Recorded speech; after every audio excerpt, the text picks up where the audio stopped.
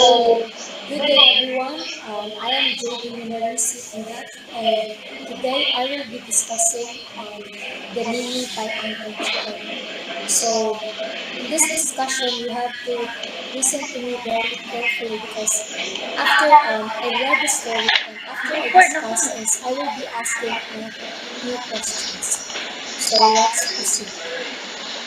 So, here are the content of our discussion, which are the background of the story itself, definitions, characters, conflict, rising action, settings, theme, background of the author, and lastly, the questions. So let's proceed.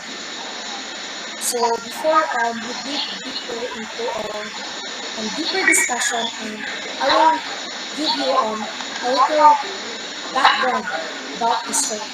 So the short story, The Ninny by Anton Chekhov, revolves around the idea on how women were inferior to men during the older ages. So the governess that was very timid and had no power stood there and watched as how the master of the house slowly cheated her earnings. So as the master of the house decreased the money for false charges, the governess was not able to do anything until the end, where she had been only given an eighth of her earnings. All she was to say was mercy. So in the end, the master was pleased that she was not able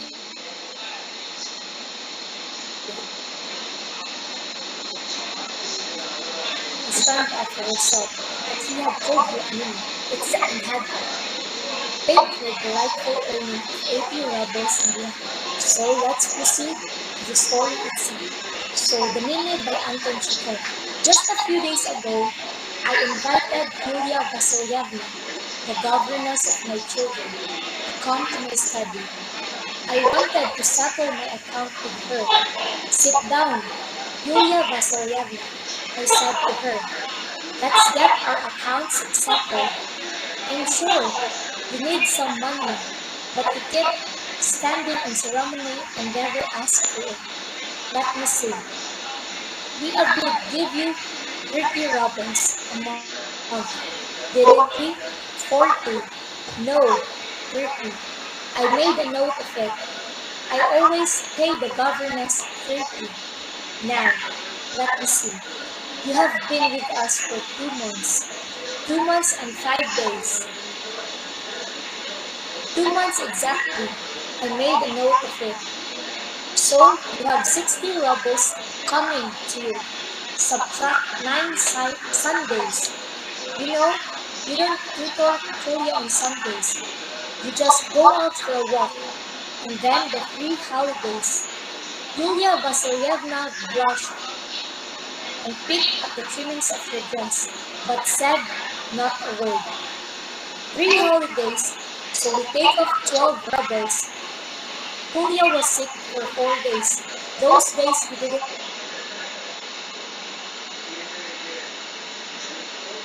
look at you. Then there were the 3 days you had toothache when my wife gave you permission to stay away from the children after dinner.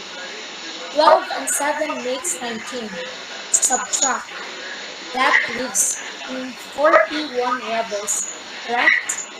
Yulia Vasilyevna's Vasilyevna's left eye reddened and filled with tears. Her chin trembled. She began to cough nervously, blow her nose, and said nothing. Then around New Year's Day, you broke a cup and a saucer. Subtract 2 rubles. The cup cost more than that.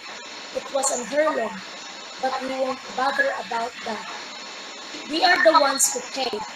Another matter, due to your carelessness, Kolya climbed a tree and tore his coat. Subtract 10.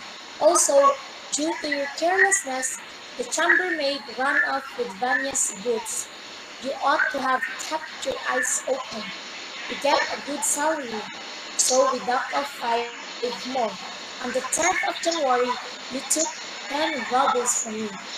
I didn't, Yul- Yulia Vasilyevna whispered, but I made a note of it. Well, yes, perhaps. From 41 we take 27. That leaves 14. Her eyes filled with tears, and her thin, pretty little nose was shining with perspiration. Poor little child. I only took money once, she said in a trembling voice. I looked. I took 3 rubles from your wife. Never anything more. Did you now? You see? I never made a note of it. Take 3 from 14. That leaves 11. Here is your money, my dear. 3, 3, 3, 1, and 1. Take it, my dear. I gave her the 11 rubles with trembling fingers. She took them and slipped them into her pocket. Mercy, she whispered. I jumped up and began pacing up and down the room. I was in a furious temper. Why did you say mercy? I asked. For the money? Don't you realize I've been cheating you? I steal your money, and all you can say is mercy? In my other places, they gave me nothing. They gave you nothing. Well, no wonder. I was playing a trick on you, a dirty trick. I'll give you your 80 rubles. They are all here in an envelope made out for you. Is it possible for anyone to be such a nitwit? Why didn't you protest? Why did you keep your mouth shut? It is possible that there is anyone in this world who is so spineless. Why are you such a ninny? She gave me a bitter little smile. On her face, I read the words, yes, it is possible. I apologized for having played this cruel trick on her, and to her great surprise, gave her the 80 rubles. And then she said, mercy again, several times, always timidly, and went out. I gazed after her, thinking how very easy it is in this world to be strong. So, as you notice, you encounter difficult words as I have read the story. So, here are the definition of some confusing words. So, for number one, what is a ninny? So, a ninny, it means a foolish person. And what is a governess? So, it is a woman employed to teach children in a private household.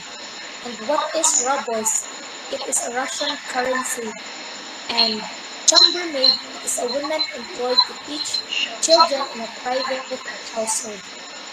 So there are two main characters in story the Ninny.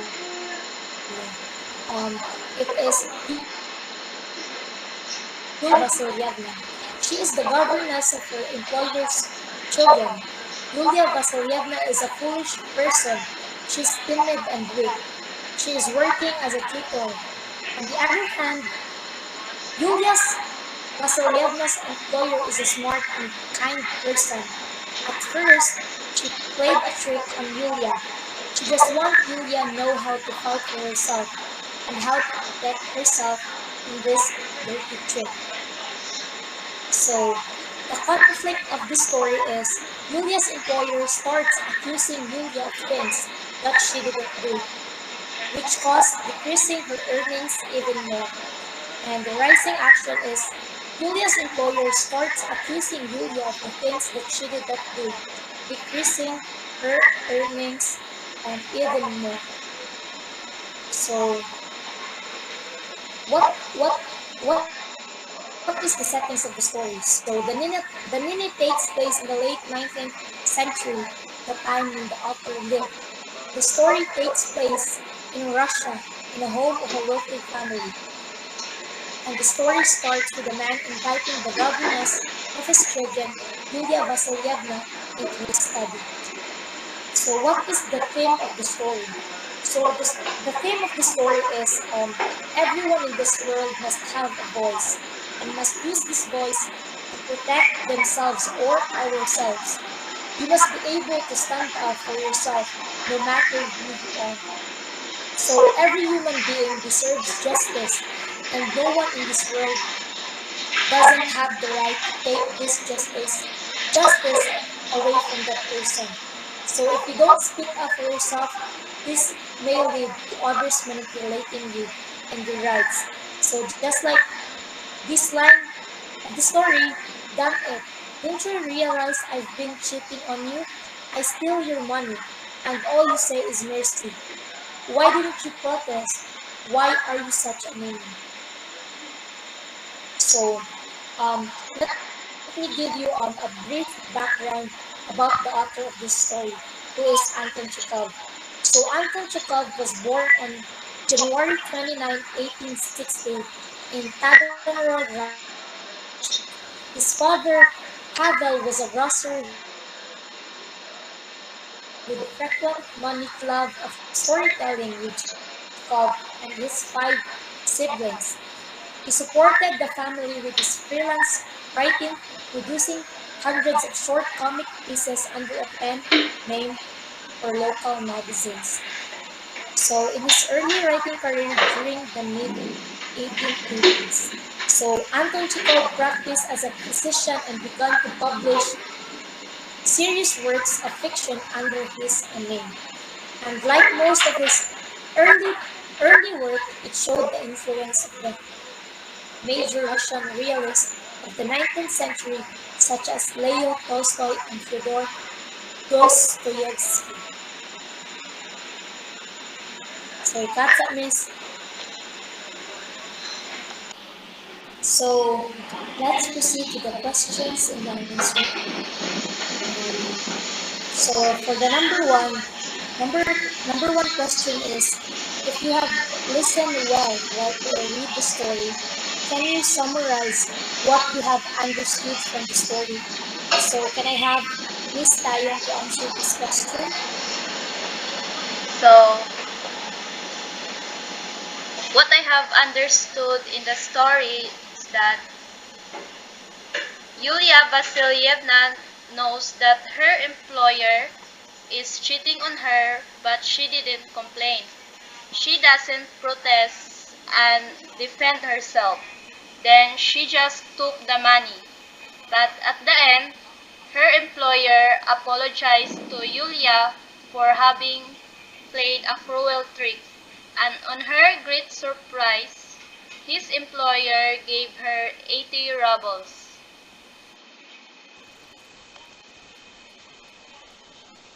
Okay, thank you, Miss Tayong. For the and for the second question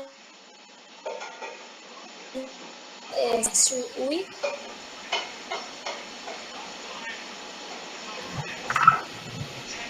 In the short story "The Ninny", the author Anton Chekhov uses the point of view from the employer to describe the power of the man has and how easy it is to manipulate his governess. The story begins with the boss forbearing his account with the governess.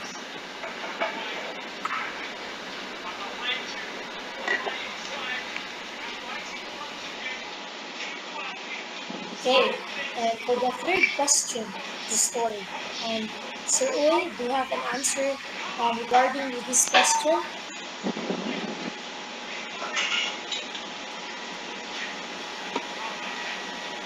The third question. The theme of the story is everyone in this world must have a voice and must use this voice to protect themselves. You must be able to stand up for yourself no matter who you are. Also, one should not be blinded by power. In other words, don't judge a book by its cover, because something very powerful can be inside them, such as intelligence. Great. So everyone, everyone of us has the right to speak out. So we must use our voice to speak out, and we have to defend ourselves if we know that we are on the right path, and we don't want to be oppressed by other person. That's why everyone deserves justice, and we don't deserve oppression. So, and for the last question is the story applicable in real life situation? Can I have Miss Payam to answer this question? This short story indicates the power of being in a superior position and inferiority of the poor. It also reveals that money talks, just like what we are seeing in the news, in which rich people with bad cases still roaming and even be a candidate to run in the politics. Great. And thank you for your time. And I hope you learned something out from our discussion. And I hope that the learnings that you have learned is, I hope that you will apply it in your daily life. And thank you guys, and